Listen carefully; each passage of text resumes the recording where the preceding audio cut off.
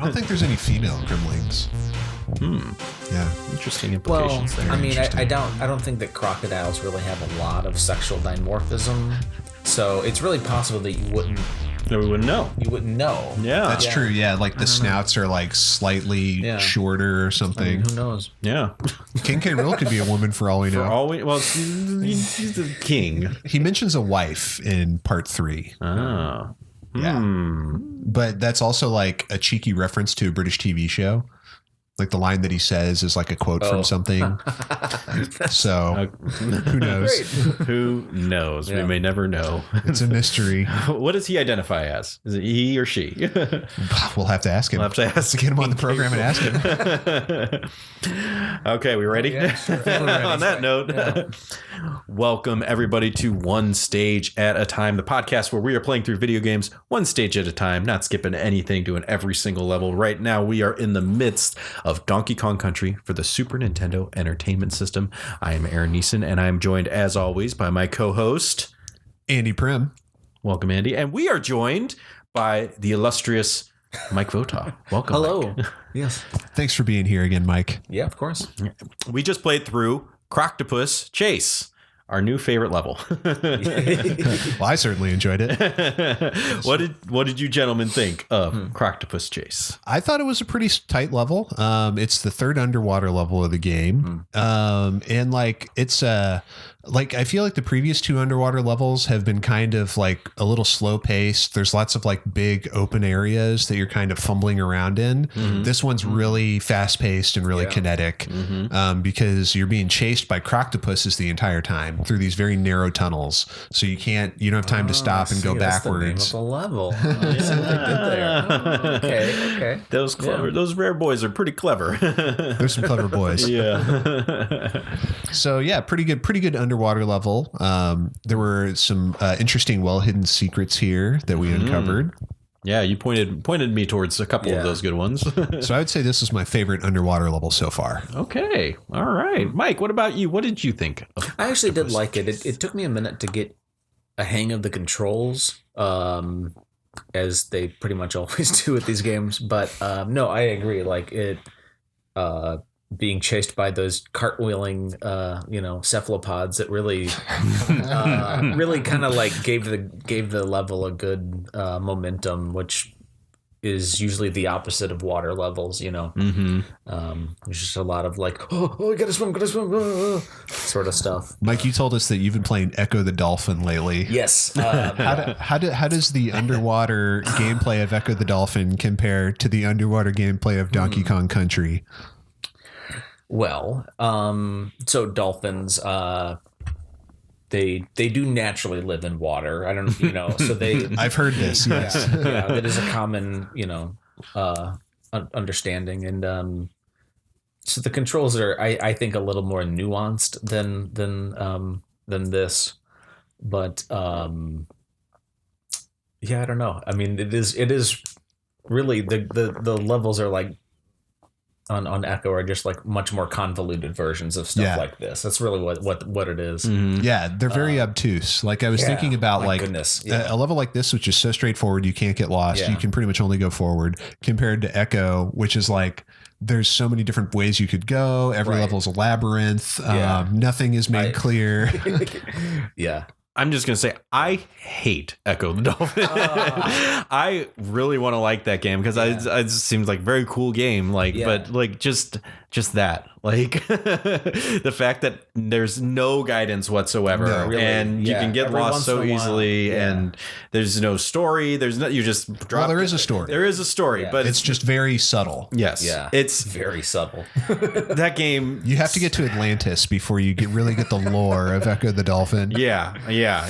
That never happened for me. It's never going to happen. Even with no one's ever made it that far. I have access to the game and I've tried to play it and I still I'm even as an adult, even with a guide, I'm still just like, this sucks. I hate this. I think I mostly agree. I want to like it very much. I very much applaud the creativity of it. Like the fact that because there's just no way that anyone would make that game today.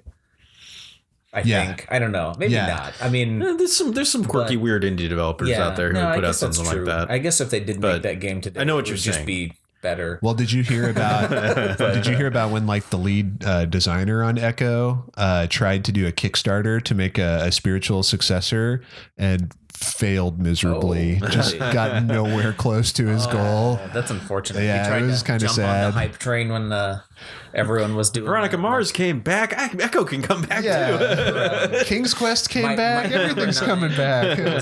Mighty Number 9. Yeah, he thought he could ride the hype train, but apparently there's not a lot of hype for Ecco out there. It's a title that it's really well known as a title. Yeah, but it's notorious because was so hard to play. Yeah. I mean, I remember playing it as I would maybe rent it or something. And definitely. It's just like I couldn't even get. I realized at playing it as an adult, I don't think I ever got the game started. Yeah, because you start the game in this kind of like playpen essentially, where you're like, oh, cool, I'm a dolphin. Oh, this is awesome. But then there's like the actual game. Yeah, you're like trapped there. Yeah, you're trying to look for an exit. You assume it's underground somewhere because there's but it's not. No, it's not. Yeah, it's in the sky. Yeah, you have to jump into the air. Yeah, but anyway, I don't know. You have to use your echolocation to talk to the other dolphins telepathically, and they encourage you to jump high into the air. And they tell you about how the freckles on your face look like constellations in the sky. You have the stars that look like a constellation. I don't know. Did you ever play Ecco the Dolphin 2, Tides of Time? It's pretentious. I hate it. They made a second one? And a third one. There's a 3D one on the Dreamcast. Oh, I'm sure that one is terrible. Oh, I'm sure that you know it. Man, I mean, like... None of them are good. They're what I would classify as interesting games. I wouldn't recommend them to anybody because they're not good, but they are interesting. I applaud their ambition.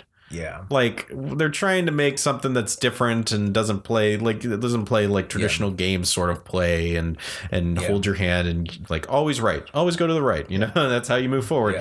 So I applaud that they were doing something weird and something different, but it's just it didn't work. They're trying to make art. How successful it is up to you, the individual player, to judge. Yeah, but yeah. I think there's a reason the Kickstarter failed. Yeah. Well, fortunately, we didn't have to deal with any of that nonsense because we were playing Croctopus Chase, baby. Yep. A very straightforward, very fast-paced underwater level. Aaron, what did you think of Croctopus Chase? I actually quite liked it. It was underwater, but it was fast-paced. There's always something chasing you. And that's a really good mechanic to keep you moving and to keep it exciting. It's underwater levels can be so meandering and just sort of like sluggish feeling and totally in this one. But at the same time, I got mad at the developers because there's something that you have to. This is another one of those barrier ones. I can imagine it being a barrier one if you don't know. That cat is right on your Coke can. My daughter has wandered into the shot, folks. This is my daughter, Helen. And it's one of those things where if you don't know that you have to hold up or down to ascend or descend faster, those croctopuses are going to catch you no matter what. Right. So if you were a little kid, unless you manage to like let them squeak by. Yeah. There's certain figured out. Yeah. There's a couple spots you can hide. But like, especially with Diddy, since his hitbox is smaller. Right. Yeah. If you didn't know to hold up or down, those croctopuses would catch you every time. Yep. You wouldn't be able to get past this level if you did not know that. Yep. And it made me mad for like little 7-year-old me. Yeah.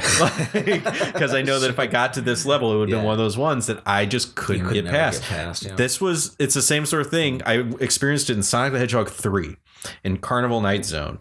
There's those giant spinning things that if you jump on them, they go wah, wah, wah, wah, you know. And so there's an area where you're trapped in a room, and it's just one of those giant spinny things on the bottom of it. And there's so if you jump on it and then you go up and down, you jump at the crest of it and you land it, you make it go down further. And I kept on, as a kid, I didn't know, like I kept on trying to time the jumps right so that it would be down far enough that I could jump off, because there's an area down below. You can see that if you jump on it just a little bit. I kept on trying to make it, to time the jumps perfectly so that it would go down far enough that I could jump off, because I'm like, there's where I'm supposed to go. There's nowhere else to go in here. You can fly around his tails and there's no secrets and no walls that you can go through, nothing.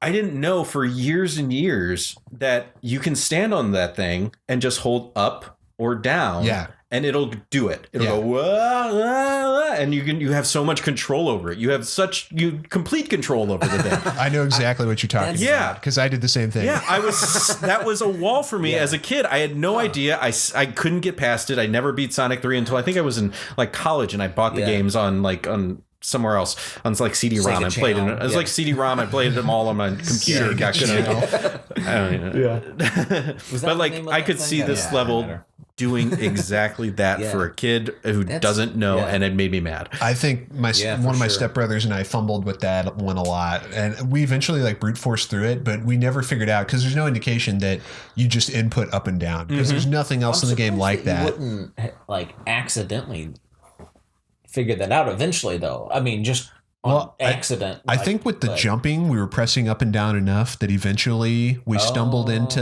the way to get through it. Mm-hmm. But I didn't know till I was an adult that you could just input up and down. Yeah. Because it doesn't even make sense. Like Sonic's standing on it and spinning around. How does inputting up and down move it? Like there's no other mechanic Sonic doing on screen. There's no other mechanic like that in the game that would make you think to do that. Like they didn't show you anything in a previous level where you could just stand on it, something, and press up or down and make it go up and down. There's no visual information. Nope. Sonic's apparently controlling it with his mind. Well, I mean, like you can jump on it and it moves up and down. Sure. Yeah.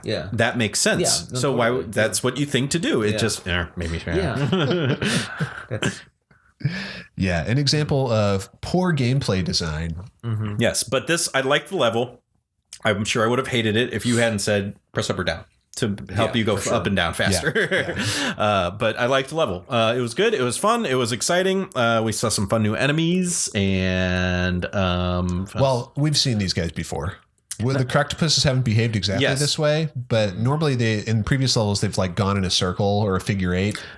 But what I'm specifically thinking of was the little squid guys. Oh, Squidge. Yeah, Squidge. Yeah. Yeah. They may have shown up in previous stages, but I'm not sure. I think so. This may be the first time. Yeah, because I didn't recognize them. I was like, oh, hey, watch out. They're kind of cute. Yeah, they're adorable little guys just going about their little business. Now, there are a few secrets on this stage, even though there's no bonus areas since it's an underwater stage. Mm-hmm. There's a couple nice little secrets where you swim through. What did Jared make us say? Not illusory walls, intangible walls, something like that. He got on his pedantry soapbox about it because they are quite visible. Precisely. Yes. Yeah. Right. But there's you can find some hidden letters. A hidden on-guard token that's very well hidden. Mm-hmm. I didn't know that was there until today when I was looking at the map of this level, and I could see it on the map I was using from DKC Atlas, but I couldn't see how to get it. So I just swam all around it, like trying every wall until I found the fake one that you could go through. And then you did it. I did it. And then on-guard is at the very end of the stage. Mm-hmm. It feels like almost like a tease or like I don't know, like the Razinus a little bit. Like you get through this whole thing and get on guard, and the only thing you have on guard for is like the last Croctopus section and then the squidges at the end. Mm-hmm. That's it. Yeah, but he is useful. I mean, useful. Yes, you only get it for a little bitty end at the end there, but just a squidge. Yeah. Just a squidge. But he's fun. He was fun. You can't kill the Croctopuses with him. No, you can't. They're invincible. It's silly. Yeah, you'd think On Guard would be able to pierce that. I mean, yeah. Come on, just give it to us. Just game. Give it to us. Come on, I want it. Just give it to me. Give it to me. On Guard will return. We're going to see him one more time. I'm just going to say it. I think On Guard's the best horse.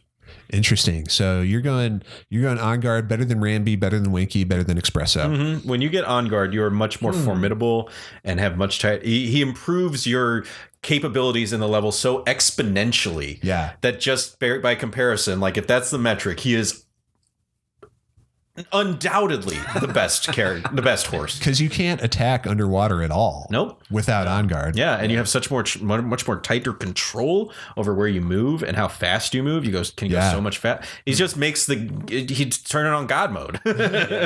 When he's thrusting, his hitbox is just basically his whole body. Yeah, I mean, like Rambi can sort of do that, but you can't jump very high with Rambi, and everybody else has their shortcomings. He only makes you better. I guess that's true. Yeah, there's no downside to on guard. Mike, what do you think? Who's your favorite horse? The fact that you guys call them all horses just it kills me. They're not horses. I'm just gonna call them cars then. Fine. Who's your favorite car? Who's your favorite car? Who's your favorite? Honestly, I think I gotta go with Rambi. I just like being able to just smash through things real fast. Let me guess, your favorite superhero is Batman too. Might have been the nerdiest joke I've ever made. Hey, sorry, continue. What a basic choice. You basic. You basic. Yeah.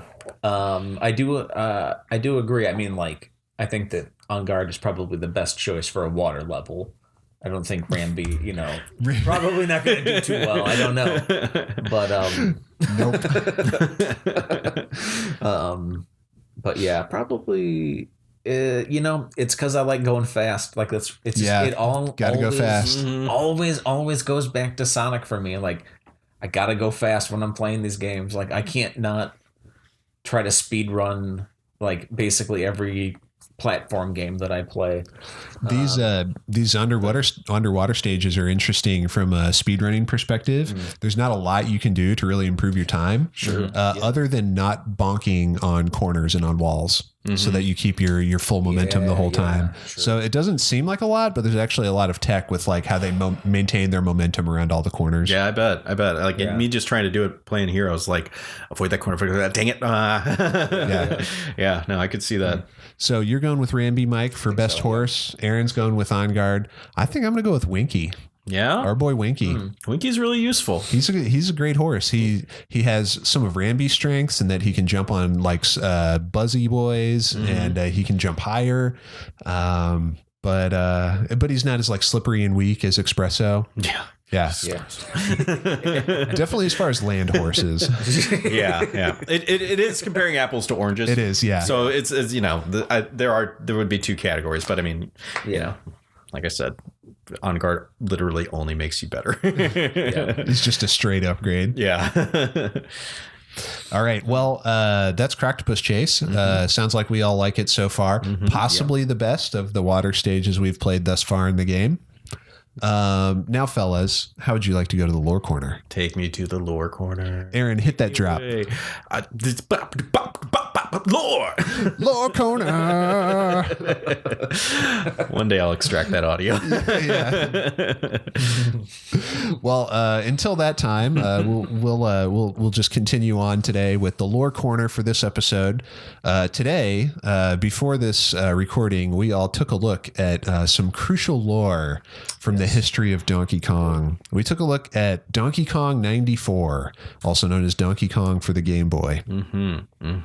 So you guys both played this game as kids, right? Yes. Yep. Yeah. Had it for the Game Boy. Beat it for the Game Boy.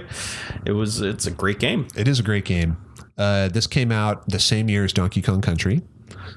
Well, but Mr. Miyamoto was a little more involved with Donkey Kong for the Game Boy than he was for Donkey Kong Country. Right. Yeah. Right, because it was a second party title. Right. Yeah, exactly. But was it made by Nintendo? It was made by Nintendo. Yeah, it was. Okay. Yeah. Yes. Okay. So it would have been made in Kyoto, I guess, at NOA or NCL headquarters. And it was around the time of the Super Game Boy. This game was designed with the Super Game Boy in mind to take advantage of a lot of its features. Okay. Sure, yeah. I did not play it on that. It's designed to have like some pretty vibrant, vivid colors. Comparatively, yeah. Yeah, I noticed that in the video, it kind of didn't click for me, like why it was in color. But of course, it's because they're playing it on the Super Game Boy. The Super Game Boy. It's not like there was a ton of colors though. Like, No, not really. There's more than There's like 8 3. colors. Yeah. More than dark gray, light gray, greenish. black. Yeah. Yeah.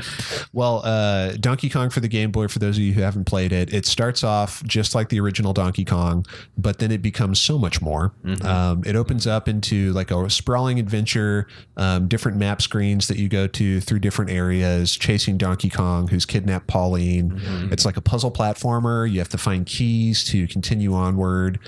Mario's very acrobatic. He can do handstands and backflips and triple jumps. I think the first time he could triple jump was probably in this game, because Mario 64 would have been the next one. Yeah, and that came out what, like 95? Yeah, I think so, or something like that. Probably then, yeah. So That's too early. 95. maybe 97 for Mario 64. We'll look it up later. We'll do a corrections department about it. When did the N64 come out? I don't remember. 96 or 97, I think. Yeah. Okay. Yeah. Yeah. Well, we took a look at the final battle, the final boss fight Yeah. of Donkey Kong 94.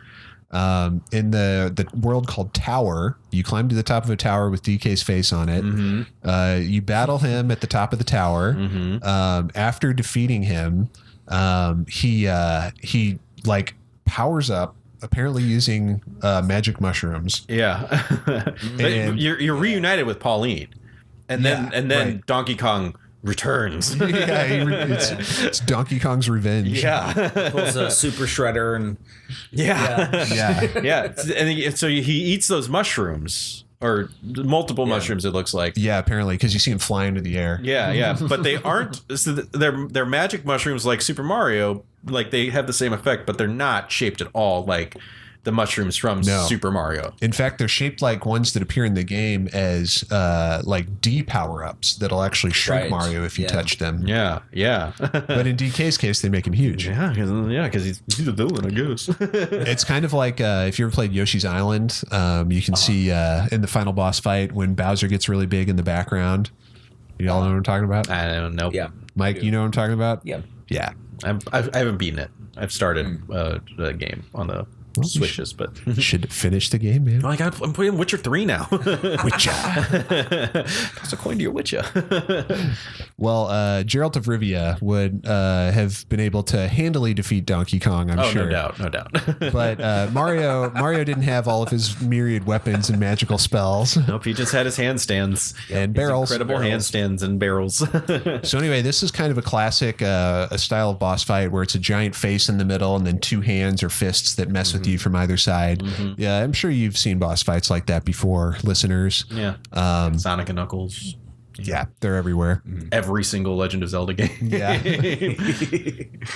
Lots of 2D platformers have a boss of this kind. Yeah.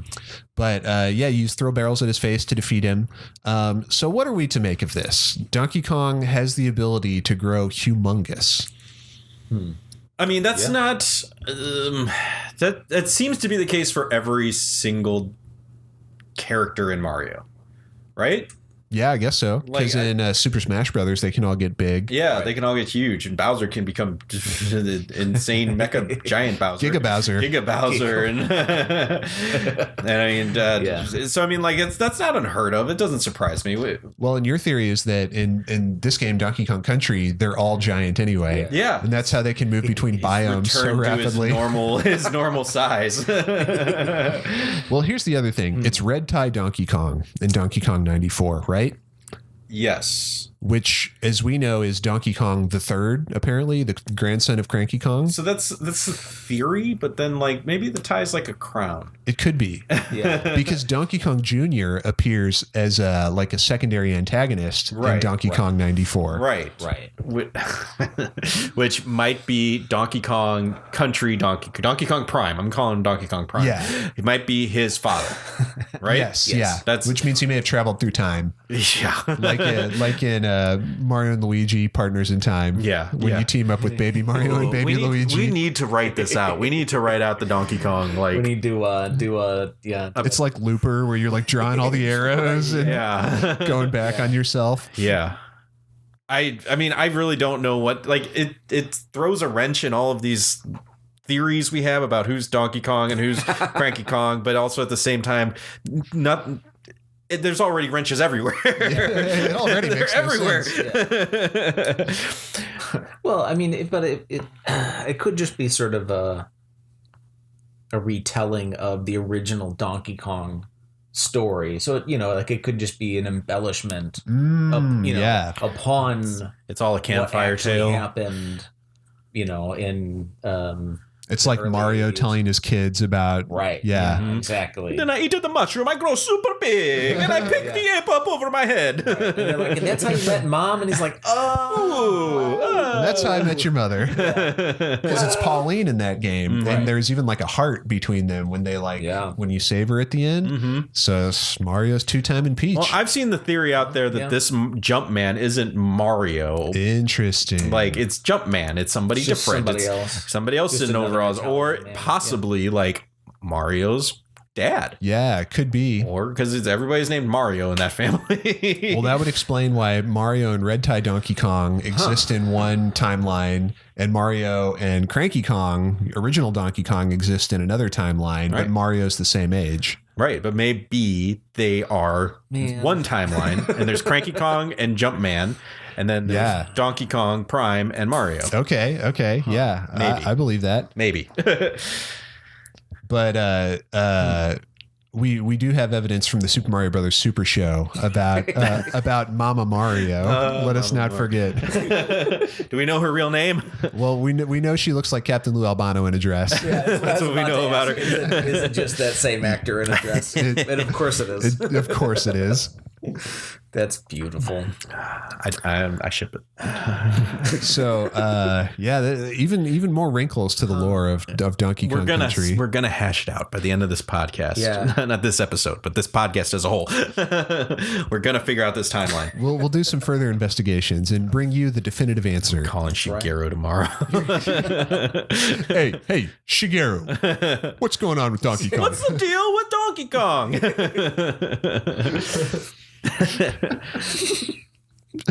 That'd be, we should do that. Okay, yeah, we'll 100%. We need to find where the timeline split. split. That's what we need to find. Where the timeline split. When did Mario take the Infinity Stone from the timeline before it was destroyed? Maybe it runs and bring it to the future. Maybe it's all part of Hyrule. and then there's where Link slept for 7 years, and then where Link didn't sleep for 7 years. And when he was asleep for 100 years. All of that just made ripples out through like Mushroom Kingdom is like across the sea from Hyrule, and it's just changed everything. And there's two timelines now. I get it. Yeah, so we're on a Nintendo planet. Exactly. And Link's time shenanigans and Ocarina of Time reverberated throughout the entire planet. In Mario Kart, they do go to Hyrule. I'm just saying. And in the Subspace Emissary and Super Smash Brothers Brawl, they're all living in the same world. That's right. They're having fun parties together. We're gonna write this book, You're making man. a lot of sense, guys. Yeah. Well, this has been a pretty interesting lore corner. I feel like we've raised more questions than we've answered. I'm feeling like this. I got a fire inside me right now to get to the bottom of all this. It's so stupid. You're gonna have a cork it's board. So stupid. I have to make sense of it. You're gonna have like a crazy conspiracy theory cork board with like string and like tacks and like pictures and like question marks. All the beautiful minds of it. It's just like which Donkey Kong question mark? The silhouette of Donkey Kong with just a question mark on it. They're all leading to the top where it's just a shad, like a silhouette with a question mark on it. This has really been very eye-opening, I will say. I feel like we learned something today. Get out your today. tinfoil hats, guys. It's going to get weirder. I feel like I've peeked behind a curtain and I can never unsee. We should get a whiteboard like your third eye opened for a minute there. We need to get a whiteboard like Glenn Beck style, where we're just like writing Donkey Kong capitalism. This is part of Crime Inc. We get real weird on it. I bet we could get on Blaze TV. I bet we could. Yeah, it doesn't seem like the barrier's very high there. It's a pretty low bar to pass. If it doesn't shut down in the next hour or two, we just rant about Obama and they'll just just be like, you're on. Welcome. Yeah, let's do that. Let's do that. I think it seems like a cool idea. We can be some cool guys on Blaze TV. All right, folks. Well, that's been another amazing episode of One Stage at a Time. So we've been through Croctopus Chase. We escaped from the Croctopi. We investigated the lore of Donkey Kong 94. And very soon we'll be back in your podcast feeds for the next episode of this show, the fifth stage of Gorilla Glacier. A stage of Torchlight Trouble. Torchlight Trouble? It's called Torchlight Trouble. All right. Yeah, so we're climbing out of the frigid depths that we've been swimming through. By the way, we probably should have frozen to death swimming in this water without any protection, right? Well, I mean, other than the fact that they, would have drowned, but yes, also would have been frozen to death. Hang on. Yeah. This was just real quick before we leave. This has nothing to do with what we're talking about, really. But there's a moment that I noticed in this level. You're getting shot through the barrels. Yeah. And the animation of you spinning with this little pasted, it looked like just clip art, static clip art of, I guess, smoke or bubbles smack dab in the middle of your spinning Kong body. Yeah. I noticed that as well. It was just so comedic to me. I don't know if we don't notice it on the outside because it's so fast, it's just flying around, but underwater you're going slower. Yeah. It just cracked me up. It's like a smoke poof from the barrel shooting, but it just stays on you. Yeah, or it's like when Roadrunner runs, there's that smoke trail behind him, dust trail, and it was that, but just pasted in the center of you as you spun around. It was just funny to me. I just had to bring it up because it cracked me up. Well, nevertheless, we triumphed despite graphical oddities and irrational physics and temperature conundrums. So very soon we will be drying off and venturing into Torchlight Trouble, another good stage. So please stay tuned for that, folks. In the meantime, follow us on all the things. Let us know how we're doing. Let us know what you think of these stages that we've been playing through. Yeah, onestageatatime.com. Subscribe to our YouTube, our SoundCloud, all that good stuff. Mike, thank you for being here. Yes. Thank you for having me. Really appreciate your company and your discussion. Maybe we'll do some more. Maybe. Okay, well, give us that sign off, dude. Save and continue.